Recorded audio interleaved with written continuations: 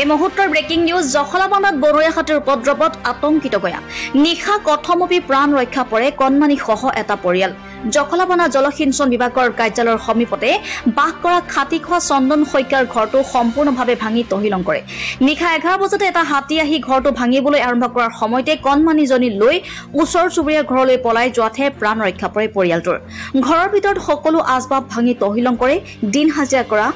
পৰিয়ালটোৰ এই শুই থকা বিছনা